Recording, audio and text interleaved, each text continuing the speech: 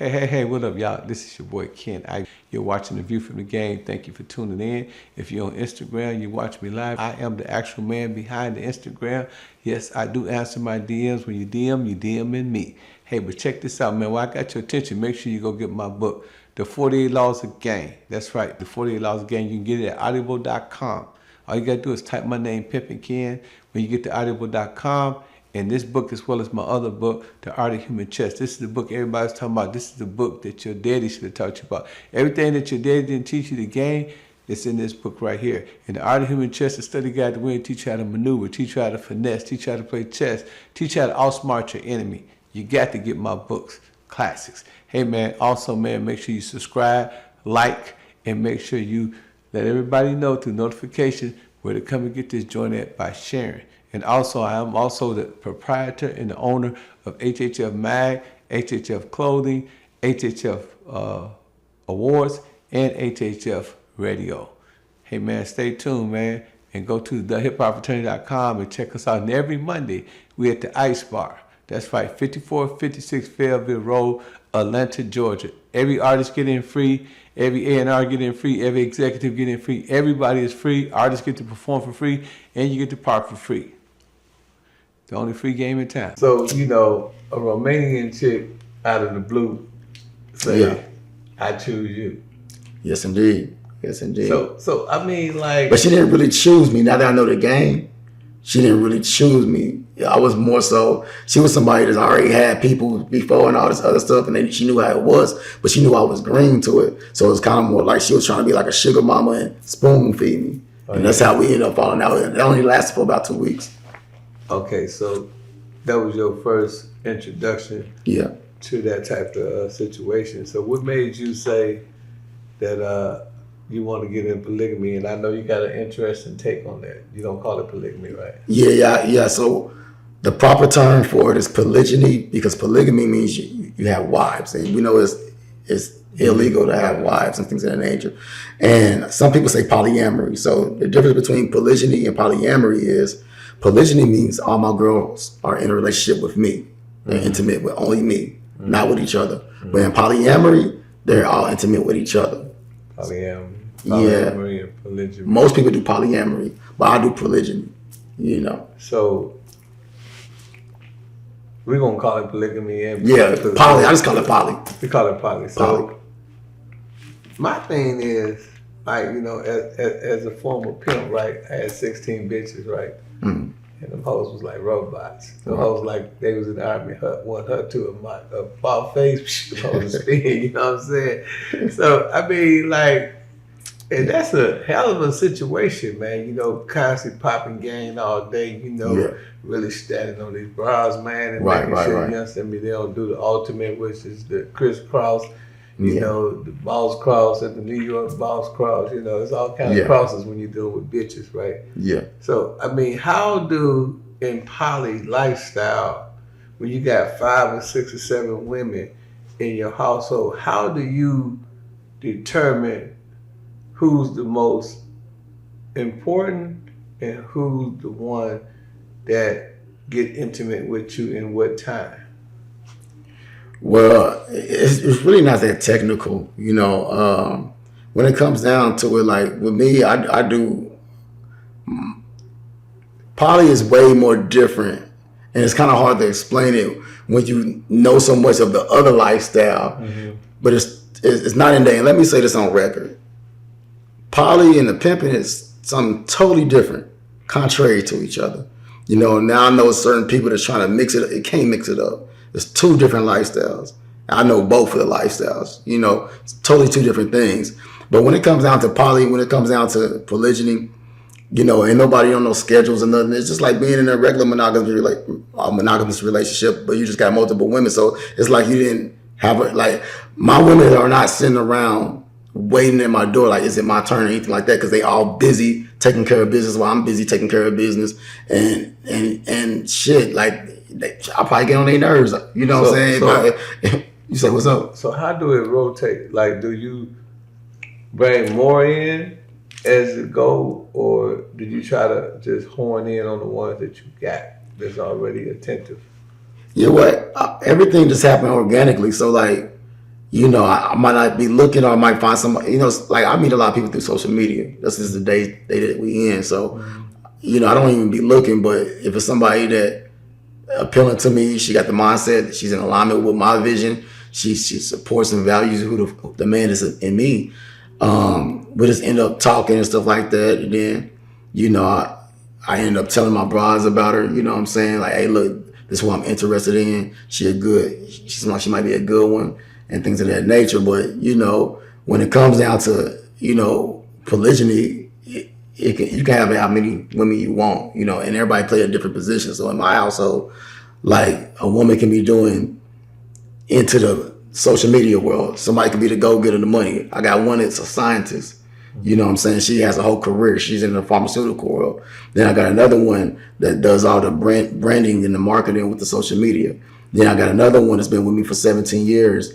She used to be dancing back in the day. Now she hasn't danced in over about a year and a half. And she's just a stay-at-home mother because I just now have my first child. So, you know, everybody play a different position. She cleans up the house. She cooks. You know, she do all the stuff that's in the home. So it's kind of like having a team, you know, whether you play point guard or you the shooter, everybody play a different position to make it a winning team. So let's be realistic. It's got to be a lot of jealousy. It can't be all that. Yeah, man. of course. It ain't all that sweet, man. Yeah, of course. So I know, how do you deal with the jealousy? Like, you know, in my household, when I was pimping, you motherfucking hoes get in there and wash your motherfucking pussy. Shut the fuck up, bitch. You know what I'm saying? No disrespecting in my household. You know, I got order in my house. You know what I'm saying? Damn right. The fuck is you talking about, bitch? Don't worry about what that bitch doing, bitch. Get your money right, ho. Yeah, bitch, you want to impress me, give me a bankroll. This is how we kicking it in my family, right?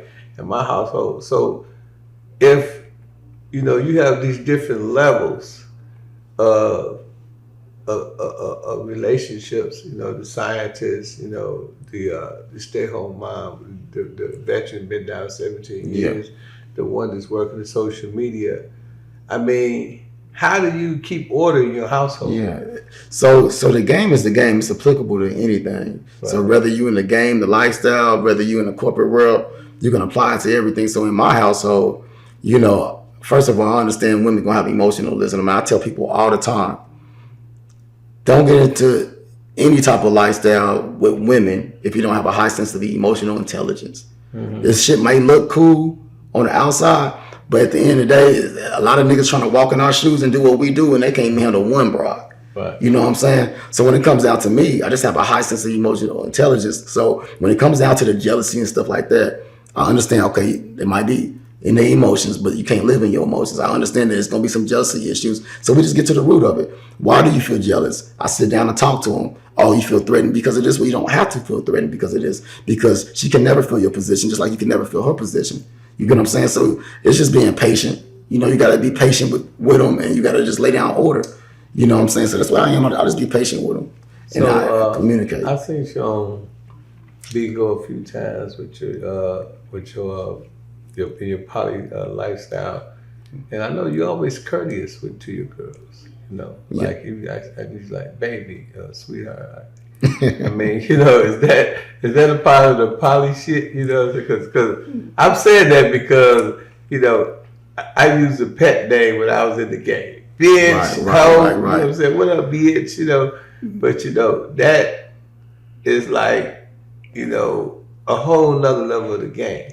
Right. So as we know in the game, we got people that's gorillas. We got something that like the rhyme. We got something that's gonna really be on your neck. Mm-hmm. So I'm the same person that I was as far as my style as I was in the game. I'm just smooth, I'm calm, I'm collect, unless I need to checks. Mm-hmm. If I need to check you and be on your head, I was a little bit more harder when I was in that lifestyle. But you know, in this one, you know, I ain't about to. I ain't even like. Smooth. Yes, I'm a little bit more laid back because it's not as intense. It's not as systematic no more. Right. You know what I'm saying? And they don't belong to the community; they belong to you. Right. So right. When you pimping, the whole belong to the community, and they get knocked 24/7. Right. Yes, indeed. Yes, indeed. And you gotta be a little bit more stern when you're in that lifestyle because you know the dangers and everything. You know what I'm saying? And here. It ain't too many. I mean, it's dangerous in anything, but it's not like that. You know what I'm saying? As poly, what you call it, polygyny. polygyny. In the polygyny world, have you ever had a broad come up to you? Because this has happened to me many times. They just thought you was absolutely handsome, you know, and thought that you was God gifted woman, and that she was madly in love with you, and she just had to be with you, and she just wanted you. She didn't want you other ladies around. She just wanted you. And you know, you shy, you from the game, so you know, like, man, this bitch here playing, man. You know, she ain't really trying to be with this polygamy. She just trying to, you know, really, you know, fuck up a nigga household. So do that happen in the polygamy lifestyle? Because, you know, I know it happened in the game all the time. Bitches come, you know, we used to call them yellow bitches. You know, we said them yellow bitches, they house wreckers. You know what I'm saying? The white bitches can be house wreckers. They come, they get in your game, and you know what I'm saying? They whispering to hoes, they, you know, they playing socializing and all kind of shit to try to, you know, fuck up the program, and, you know, only to try to have you to yourself. So they're a little bit more clever, and this always happens. So to answer your question, yeah, I get that almost every other day, you know. Okay. But I get it. I'm gonna give you some code game the way they do it when it comes down to this polygamy, you know. They would come through understanding, like, oh yeah, I know what it is. You know, I know these women been with you, especially this one been with you just a long time. I know I'm with Poly, but then when they get here, they think that they can do everything right to make me not want to be with the rest of them. You get what I'm saying? Yeah, I got that a lot. Yeah, once they get inside the household, now it's like they're trying to do everything, but the whole time they got an ulterior motive to show up. So it's just a mask anyway. It's going to wear off because they're doing all this type of stuff just to be better than the rest. They were never a team player in the first place. And, you know, I send them out the house. There's a way they're coming in. I send them out quick. You know, cause I peep game from afar, man. You know, ain't too many you can get past me, you know. But yeah, that happened a lot, you know. They be trying to put their little bit in, and, you know, but I don't give a fuck about none of that because loyalty is certain things you can't pay for. Well, you know, I often tell this story. I say, you know, I done had a few females in my day, right? Mm-hmm. And Capone, I'm like, man, I won't listen to my motherfucking self. This is a bad motherfucker right here, man. This motherfucker look like she need to be in Look magazine. Mm-hmm. And she got that run back, come back too, that red snapper. I'm like, oh no. Mm-hmm. But then that pivot jump in me and was like, no, bitch, you got to go to. Mm-hmm. So, just from your perspective, right, for polygamy, have you ever, and be honest, have you ever had one of your women come in and you're like, man, she might just be the one? Man, I keep it real. I mean, like, when you just like, man, I just want to be with this one. I ain't trying to, man, I'm ready to just end all this polygamy and just be down with this one brother because I really like her. I'm just like, now, I've never met a woman that made me feel like that ever on that level. However, have you ever been tempted? I've been in a situation to where the woman that's been with me for the longest was jealous of the new girl, and she pushed back, and she started being, only had two at this time, right? And this new girl and the girl that's been with me, now she's not showing up. She don't want to be around. She's being distant. So it's leaving me with so much time with the new girl to where it's like, okay, what's up? You gonna get your act together? Like, what's going on? But she's so much in her feelings. And me and her continue to build our dialogue to where it's like, well, me and her, we can just build something that's even greater. And that's where I had me not having certain things, I had to like tighten up my own mind. Like, you know, because now that I look back in hindsight, that's just me being honest. Because a lot of motherfuckers will get up here and be like, they get in front of these cameras act like they ain't never had no flaws. I have no F's on their report card. And I still call it an F, even though I'm not in the game and this is polygyny. I feel like when there's certain things that's going on that's like that in your household, you got to dip that shit in the bud. You can't, if your girl is getting distant, you can't just be like, fuck it. Well, fuck it. You know, you being distant, I'm going to continue to spend time with her. This is where I had to tighten up on my game, you know what I'm saying? Because she been over here with me for a long time. She's just dealing with jealousy issues. So this is where I felt at. And I had to take accountability of that. So yes, there was a certain time to where my main girl was falling back. And I was like, man, why you on this faggot shit? Like, why you always in your emotions?